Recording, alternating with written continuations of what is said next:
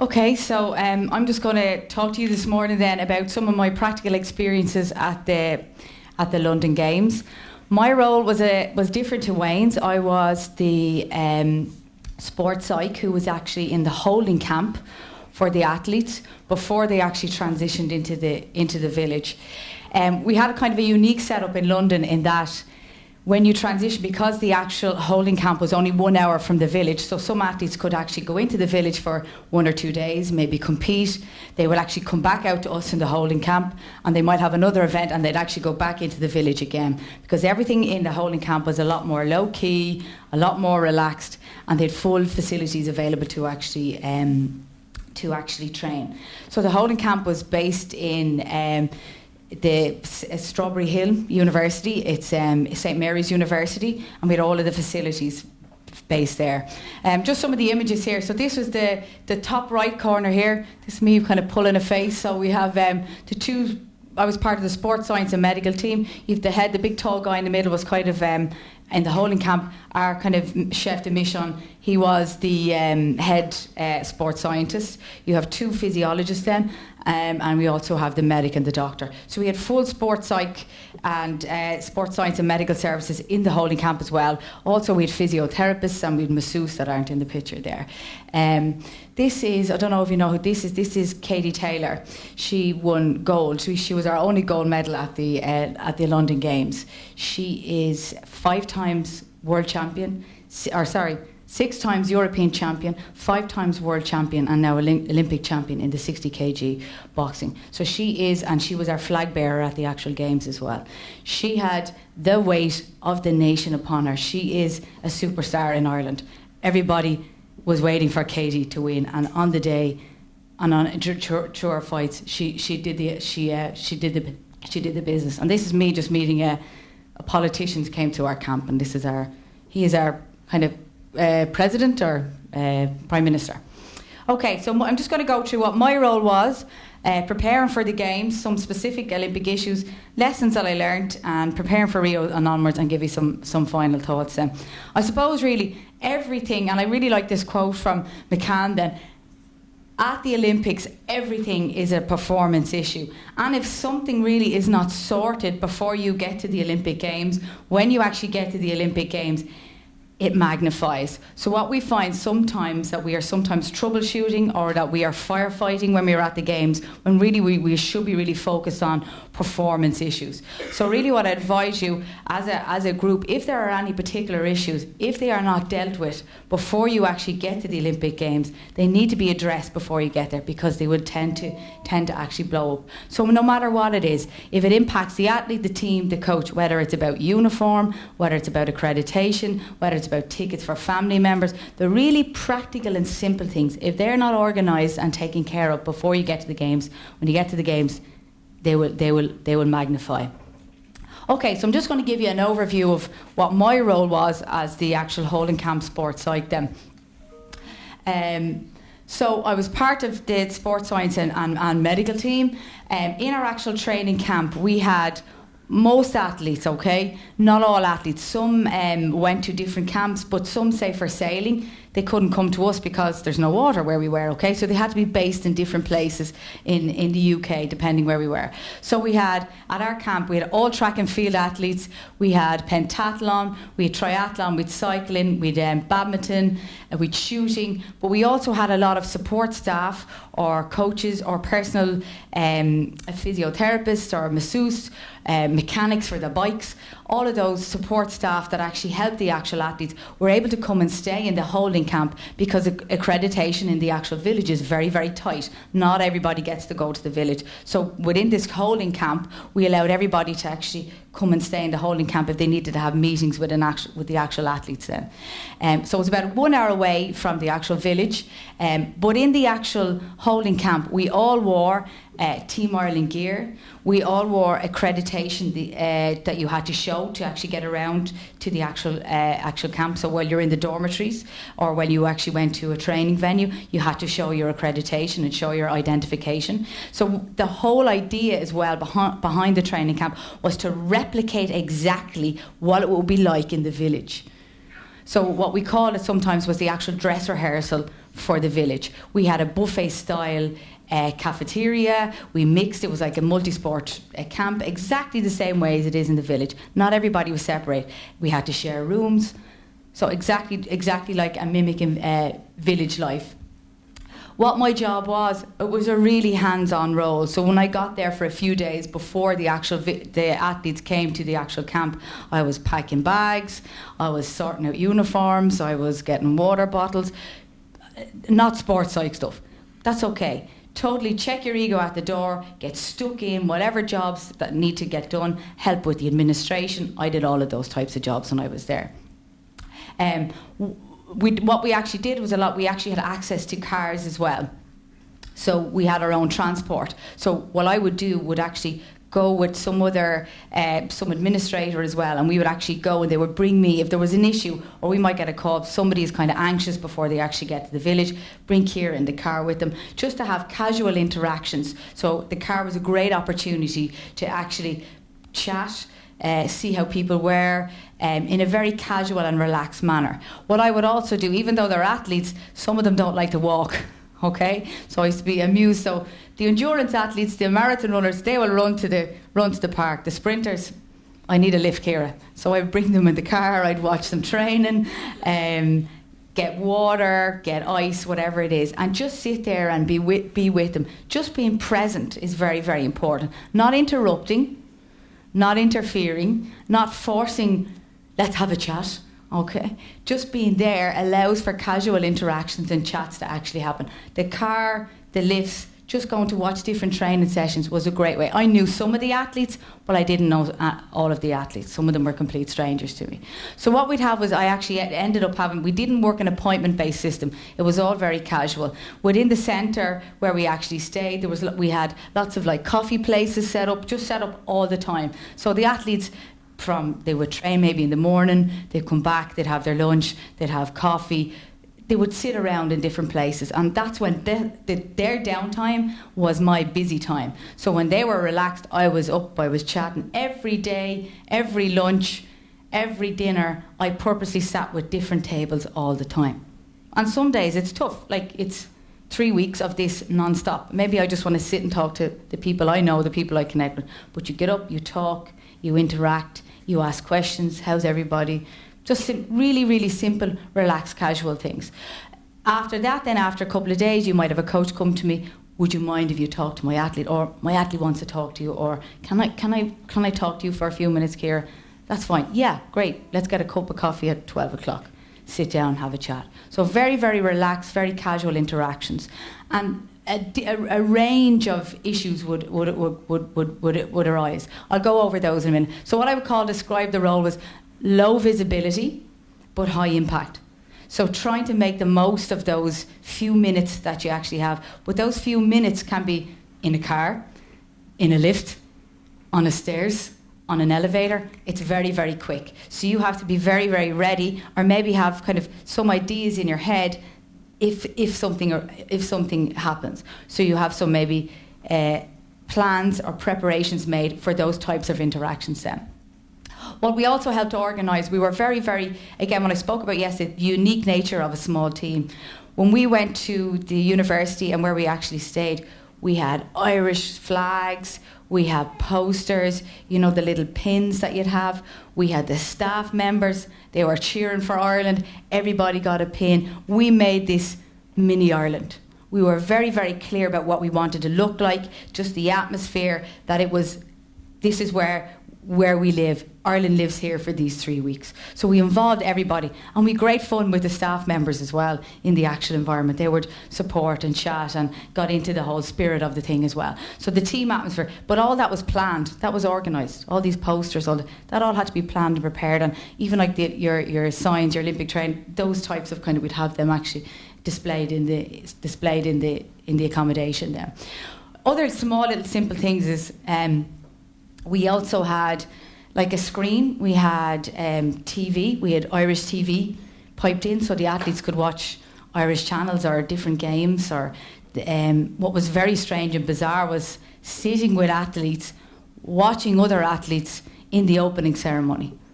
you're kind of going, they're supposed to be in the ceremony, but some athletes don't go to the opening ceremony as well. So you're kind of sitting there with them watching it, but allowing them the opportunity and the freedom. But we made it kind of an event, an evening of it. So we all went down and we all watched the opening ceremony together as an actual team as well. So in that area where there was a kind of common area where there's TV, there was snacks, the kettle was always boiling, there was coffee always available, and athletes and people would just go and chat. So there was a constant place for actual relaxation as well. We organised a table quiz one of the nights, just a simple table quiz. And I wasn't sure if all the athletes would come. Every one of the athletes actually came and did a quiz and the tables, and we had great fun. It was bizarre, maybe pre-Olympics, but it was great. It was great fun. But keeping everything very low key, no intensity. And we're ready, we're organised, and fun types of activities as well. Lots of things around understanding the logistics of things. Getting to training, getting equipment at certain places, getting athletes to certain destinations. Understanding and knowing how things are organised and the logistics are also very, very important as well. When the athletes left me then in the holding camp, they would go into the Olympic Village. There was another sports psych who was based in the Olympic Village. If there was any particular issues that maybe somebody was very nervous, very anxious, or trouble ahead, there's lots of conflict between this coach and athlete, I would have that conversation with the HQ, the headquarters sports psych. So I would let her know that there were some issues happening. She would also let me know if an athlete was transitioning back to me in the holding camp. They were happy with the performance, they were not happy with the performance, there were some key issues. So there was constant communication between myself and the sports psych in the actual village as well to connect relating to any issues then as well. And what it is, it's a lot of long hours. It's 7 in the morning, maybe till 11 o'clock at night. It is go, go, go, go, go. There's very little downtime. So you need to be busy. You need to keep yourself moving. So it's not very structured. It's quite disorganised. You're just there for those 3-4 weeks, and you're just there to work. Okay, so what were the key issues that actually came up? So again, like I said earlier, if the issues are not actually taken care of before you get to the village, conflict did actually happen. So interpersonal relationships were some of the areas. And that can be sometimes disappointing, that you wish that the athlete and the coach or the performance director has actually, before they get to the games, sorted out some of these issues. But if they are not sorted out, when you actually get to the games, they obviously become magnified in some ways. The other things that most of the athletes look for was some kind of mental skills training. Sleeping will be a big one. Sleeping will be a problem. Relaxation, and also because athletes are sharing rooms, and also athletes are used to working in isolation. So the track and field, go to the European or the World Championships with the track and field athletes. So they have their people they share with, they know everybody, but now they're in a multi-sport, multi-camp environment. The boxers are usually on the side of a mountain in Russia, men only, maybe Katie Taylor, and they've never mixed with any other sports. They come into these multi-sport camps and they're like, oh, wow, what's happening here? It's totally different. Okay, so even just being in a multi-sport camp is actually quite important, and to mix with other athletes. Athletes are not used to mixing with other athletes. There's no such thing as a Team Finland until you actually get to the Olympic Games. So that could be different for them. Relaxation and sleeping were probably the two biggest issues. Other athletes had not sometimes made a decision whether they would actually go to the opening ceremony or not. And that's quite a big decision, because in the opening ceremony, it's not just what you see in the TV. They are held in a room, in a box room, for maybe a couple of hours, standing, sitting. So it's not very conducive to good performance. So going to the opening ceremony is a day-long commitment. But if you're competing in 2 or 3 days' time, maybe it's not a good idea to attend the opening ceremony, because it might affect your performance. So some of the athletes had not decided they just decided, will they do it or will they not? So it's something that we would have chatted about. Is it helpful or not helpful to their actual performance? So getting your athletes to actually maybe make decisions around, will I attend or not attend before I actually get there? Specific event planning and preparation. So any kind of extra information that you would have in relation to a venue, or maybe the time has changed, you communicate that to the athletes as well. Big issues. Usually the athletes have some sort of say in the clothing, or we have athletes who fly in. They flew into London from all over the world. They had never been fitted for their clothes. It was just, what size are you? Small, medium, okay, in a bag. Put the clothes on. Too big, too small, doesn't work. Really simple, practical issues about clothes. Or, I don't look good on this, I'm not feeling comfortable, I don't want to be in the TV in these shorts, okay? So some of my jobs were to go to actually get the clothing modified, change the sizes, bring it to the dressmakers, get them stitched to make sure that the athletes actually feel comfortable. Because they actually haven't, in Ireland, they actually haven't had a chance. They've had maybe a chance to just try on, like before you go once. And you just write down your sizes on a piece of paper, and it's ta-da when you get there. Oh, doesn't fit. So that's important, okay? Particular issues around branding as well. You can wear your own performance shoes, but you can't wear, even in camp, you have to wear the shoes that you're actually allocated as well. So little things like that are important. Again, the branding on certain pieces of equipment sometimes are not sorted out until you're actually there. So it's really practical issues sometimes, but all of these small little things impact on actual performance. Okay, what it's not, well, I have to tell my students this, it's not a holiday. It's not a chance to go to lots of events. I saw very, very little events. I wasn't actually at the event. I'm getting the athletes ready before they actually go to the events. I think I got to go to two or three particular events then. So before I even actually got to go to London, I worked with the Olympic Council of Ireland to prepare for Beijing. I prepared some of the literature for the athletes, some of the information, the booklets for the athletes, but I didn't get to go to Beijing.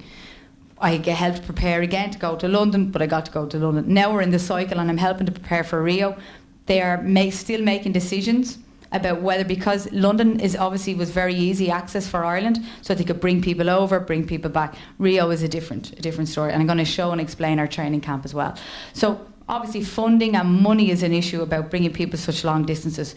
And generally what I see from a sports science perspective, particularly in Ireland, if they have to make decisions about funding and money and they need to cut somebody, they will bring the doctor, they bring the physio. Who gets cut? That sports psych stuff gets cut as well. So that there are some common themes between Ireland and Finland that way, and that if they have to leave some sports science behind, they will probably leave the sports psych. What are the skills that you need? You need good humour, you need humility, and you need flexibility. You sometimes just have to laugh because some of the things are so strange sometimes and so bizarre. You just roll with it. You just go with it. You don't really question some of these things. You just go with it with good humour and good flexibility as well. Definitely leave your ego at the door. Be prepared to get stuck in and do whatever job comes your way. Okay, so it's a unique experience for everybody, but it's not always a positive experience. It's not all sunshines and rainbows and lots of happy things. It can be for some athletes if they haven't performed to the best of their ability, and actually quite a negative experience. So it's dealing with the emotions around poor performances or not reaching a personal best at the actual games as well. What we've actually found as well is some athletes come in, maybe they have qualified maybe 1 year or 2 years out from the actual games, and they come into the games and they're not in the best shape. Maybe they're injured, they're carrying some kind of injury as well. So they're not there and able to perform to the best of their abilities as well. So dealing with issues around injury sometimes can be problematic as well. Do you have the programme Big Brother? Yeah, it can be a little bit like the Big Brother house, because everybody, all of us, are stuck in this one house for 3 weeks and we can't leave.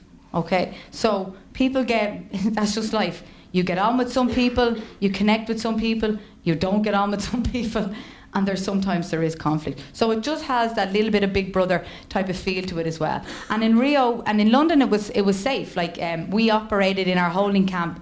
No family or friends were allowed to come to the camp. But the athletes, we were in a village in Teddington. The athletes could go down to the Starbucks and they could meet their families or friends. So they had a connection. They had all of those things arranged in advance. Rio is going to be very, very different. You can't leave the camp to go to Starbucks, okay? So safety is going to be a big, big, big issue. So now we're going to have Big Brother, pressure cooker, slow cooker. It can happen, okay? But it's just being aware of those things. If you're aware of those things, you plan your responses, you plan what you're going to do with the downtime, you plan how you're going to interact with the athletes. But you're aware of those things. Okay, so the preparation issues are now. So we had, after London, we had a review with all of the coaches, all of the performance directors, and what we said, what were the key issues prior to Rio. So we had a mini conference and we got the feedback from them. We said, okay, what are the issues you think are going to happen in Rio? So as we prepare over the next, particularly over the 2 years, what do you want from us as sports science? What can we help you? You tell us what you want. So these were the key issues that they identified were some strategies around communication and technology as well. Because even 4 years ago, technology, it was used within it, but now it's even more. So Twitter, Facebook, what's appropriate, what's not appropriate to put up, pictures, all of those things. These things are changing and moving so fast. You need to put a communication strategy into place. Specific information in relation to the Olympic environment then, the relationships comes up all the time, and the first-time Olympian, and how to put strategies into place to address the above. So I'm going to bring you through each one of those and how we've actually addressed them now. Okay, so around the communication and technology issue, we found that it is generally actually positive. It's not a negative thing. And we use that, we actually encourage the athletes to tweet, to use Facebook, to actually use social media to promote Team Ireland, to promote themselves. So it is a positive thing. But what is acceptable and what's not acceptable? So what you would post maybe on your personal Facebook account is very, very different to what may be acceptable for an athlete to post. So some guidelines and strategies about communication is extremely important. And also guidelines and strategies for people who are the sports scientists. Is it okay to stand in a picture, to take a picture, to post a picture? So some information around those prior to the games. It's much easier to put a strategy into place as opposed to somebody posts something inappropriate. What do we do? Now we have to react to something, okay? So putting a plan in place around what's acceptable and not acceptable. So get ahead as opposed to actually react to this situation. So we've totally moved away from traditional communication. In Beijing, I helped prepare like little handouts. So when congratulations, you've qualified for the Olympics, and here's Beijing, and here's nutrition, and here's all the stuff. And I said, yeah, in the bin. Okay, so we've totally moved away. We don't use any paper anymore. So what we've done now is actually we have created our own app. So the athletes now, when you've qualified for the games, you can download the actual app. And on the app, we've made, 2 years ago, we've all made nutrition videos, hydration videos, psychology videos, all of those things. Just snippets, like small YouTube, little 30-second, little help. Watch the video. So a range of videos. Now, we're only starting to do this. So our idea is that we would have a library of resources available online over time. But everything that we do and everything specific in relation for Rio is all online and all available on the app. Nothing on paper anymore then. So what we have planned then is to send little prompts and reminders once they've downloaded the app, or little emails. Don't forget to download or read this information, look at the hydration now. So everything is Rio specific information on the actual app. So that's our communication and technology strategy. Okay, so what's unique really at the Olympic Games environment? Sharing rooms is different, but maybe athletes are used to sharing rooms, but you might be sharing a room with a completely a new athlete in a different sport. So you're not actually used to actually sharing rooms with that person. So noise and privacy is often a problem. So do they have a sleep strategy? How will they handle the noise? How will they kind of react or respond to the lack of privacy? Discussing all of these things. What if this happens? What if this happens? What if this happens? So not getting the athletes reacting to any of these situations when they're there, educating them before they get to the games that this might happen. Okay? So plan a sleep strategy before you go there. There's definitely village life, distractions and a new culture. So Rio is going to be completely different. It'll be different food, new culture, superstars, everything. So the actual village life. So planning and preparing your athletes for what it will be like in the village, and maybe getting other athletes who've been to previous games, sharing their experiences to the athletes, so telling their stories to the athletes to help prepare them as well. I think it's -4 hours from here to Rio, is it? From Finland? 6, is it? Okay, sorry, -4 from Ireland, 6 from here. So getting ready for the time difference is extremely important. So we were looking even for our swimming events will be very, very, very late at night. I think some of them are 10, 11. Yes, it's about 1 o'clock it's peaks, and then finals is 11:30. At night?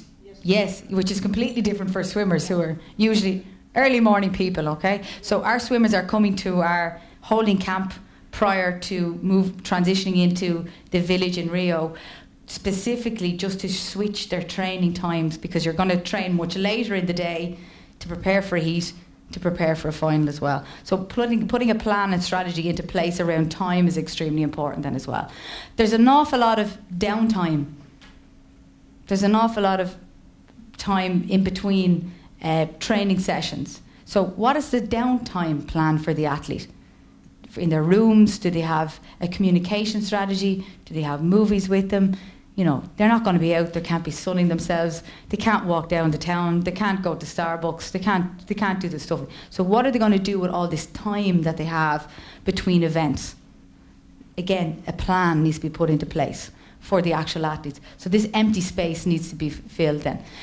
You've got to consider these issues before you travel, and develop training and performance routines that are specific to the actual time of events is extremely, extremely important, just like we said with the actual swimmers. So the unique experience and the environment of the Olympic Games are really important as well.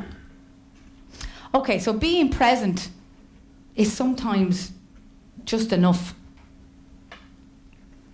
So sometimes as a sports psych, again, like I said yesterday, it's hard to justify your job. You feel like you should be talking, or you should have constant interactions with the athletes or with the coaches. That's not necessary. You don't have to justify your job. You don't have to justify your time all the time. Just being present and just being there and just being interested in their training, in the organisation with the athletes, is sometimes just enough. And when you make that connection, particularly with the athletes, you won't know everybody when you're in this environment. So just being interested in watching their training or learning a new sport while you're there is just enough. So it's definitely to be aware of your own presence, or not to get in people's face, not to force yourself on them or force them to speak to you in some way. But when the athlete shows an interest, or when the coach shows an interest in speaking with you, that you are flexible, that you are open, and that you're willing to have that interaction anytime, any place, anywhere. It's not a 9-to-5 job. This could be at 12 o'clock at night. You might have to have a chat to somebody about a particular issues. So plan for those moments, and maybe know when the athletes want to talk. Sometimes you will know when some people want to talk. Can you read their language? Can you see them maybe struggling a little bit? If you see something, are you confident enough to approach them or offer some help or ask, are they okay in some way? So, but without being too in their face either. I had to steal this from Wayne then. It's best to be low profile, high impact. It's not about me. It's not my Olympic Games. I am there to facilitate. I am there to help people to perform to the best of their actual ability. But those moments, to plan for those moments, and they might only be minutes, need to be very high impact. So what you say has to be organised. What you say has to connect with the individual, or has to organise something for them to come back to you to have an actual particular session about something. It's extremely unpredictable. You don't know when those moments are going to happen. So again, what I said, and I've said it yesterday about your soft skills, your body language, your ability to connect, your eye contact, your ability to engage and be open with the people that you work with. They are really, really important. There is no statistics for those types of things. There is no hard data. There is no t-test for any of those things. You just have to present yourself in that manner to get the best performance possible for the actual athletes. Okay, and you're sometimes like, for me, I was excited. This was a big deal. This was, for me, a personal goal that I always wanted to achieve as a sports side consultant, that I wanted to actually be and work and get to the Olympic Games, to work at the highest level.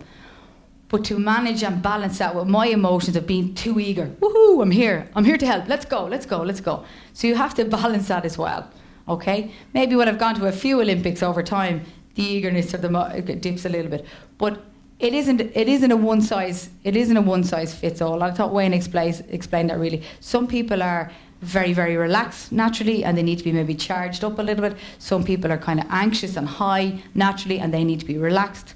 Some athletes will have been, maybe this is their second or third Olympics. Some athletes, this will be completely new to them as well, and the coaches as well. But one of the key messages is that the person comes first and the athlete second.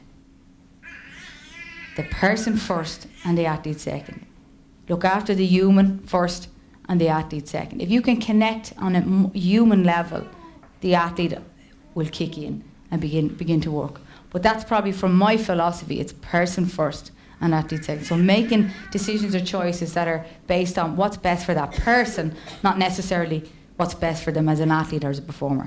Athlete and performance is one part of their personality. So it's the person first. And success is helping athletes and coaches prevent the problems going critical. You will see the problems coming. But can you catch the problem?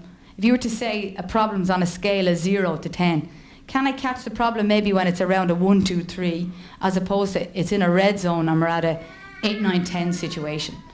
So can we catch, maintain and deal with any issues, any conflict when it's at a lower end of the scale as opposed to this end of the scale? That's extremely important. So you need to be proactive in that way. You can't sit back if you see any particular issues.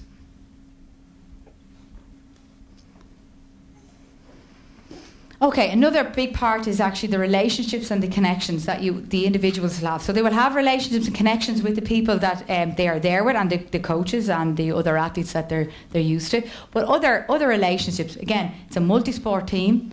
They are not used to mixing with other athletes. But what about the relations and the connections to their family, their friends, and the actual media as well? So we have, again, like Team Canada, in advance, prepared any type of media, videos. Those things are all done in advance, so the athletes don't have to do that. But directly after competition, what happens to the athletes? They compete, whether it's positive, whether it's negative, whether it's a good result. They come out, they stand in the media, and somebody shoves a microphone into their mouth. So planning and preparing for those moments are extremely important as well. So if they're going to be asked any particular questions as well. So family can also help, and making a plan to feel connected is really important. But if family are super excited or pushing expectations or pressure onto an athlete, they need to get the balance right. So a communication plan or strategy is important. So if it's a 6-hour time difference, you say, okay, this is my time where I'll be available on Skype between these hours. I'll talk to this person on this day, another family member or a friend on this day.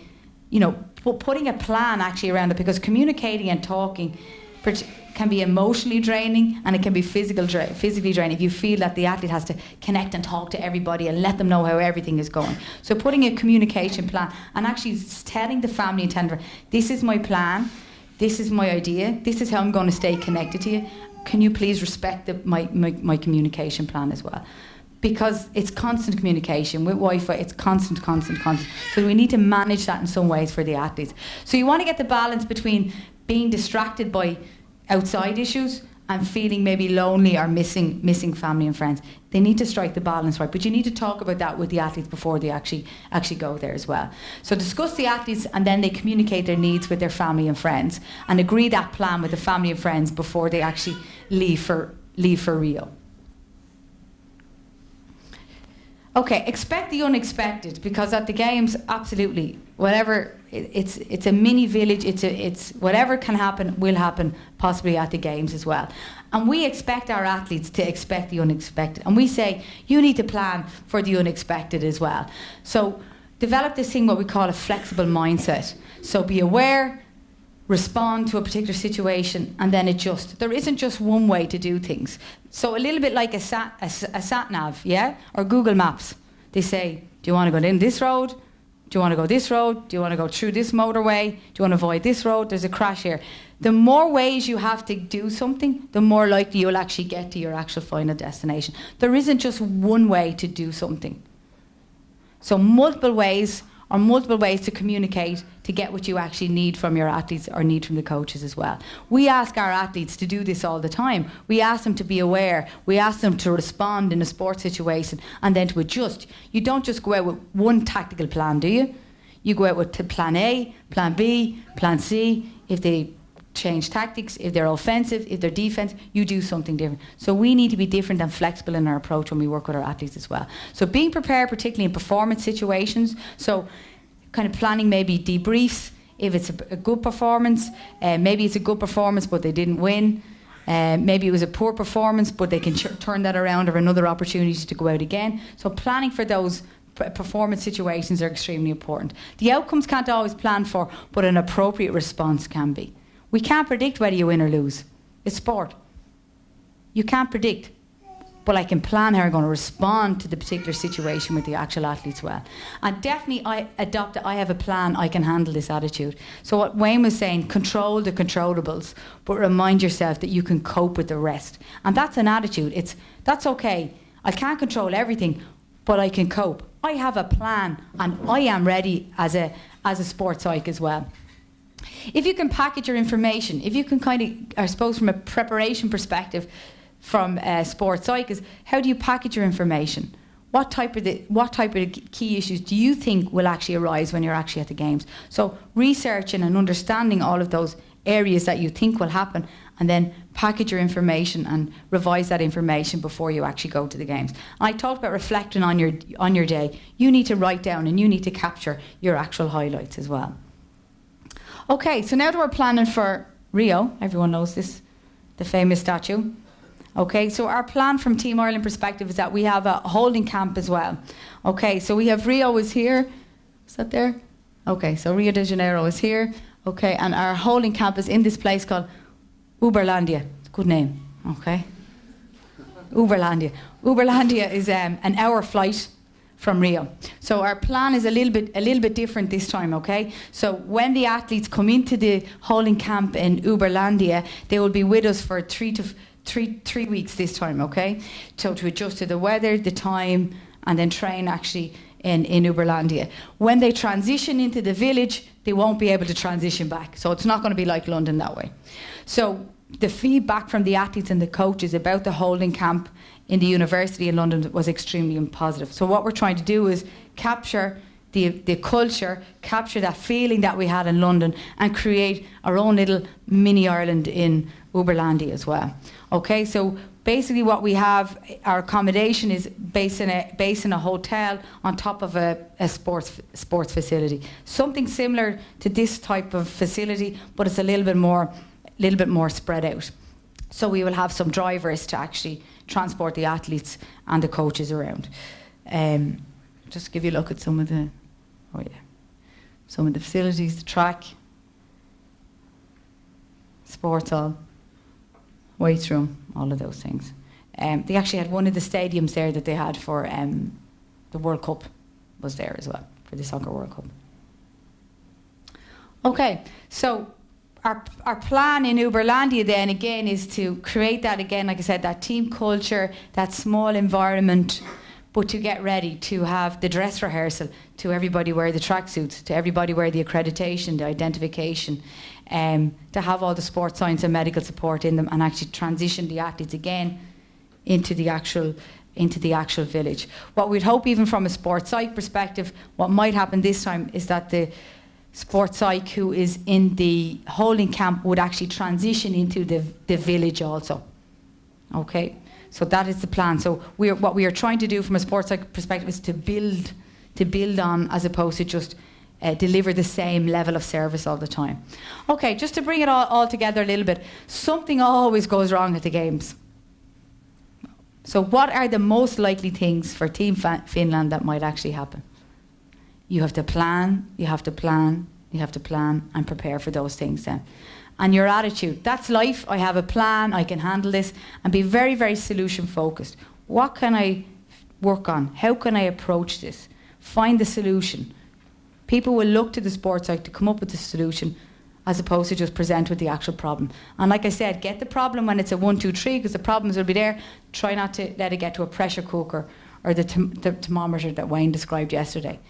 Flexibility, openness, and keeping perspective. So seeing the big picture. And you can be, sometimes when people are so involved or very tight, so a coach or an athlete, it's very difficult for sometimes to see the big picture.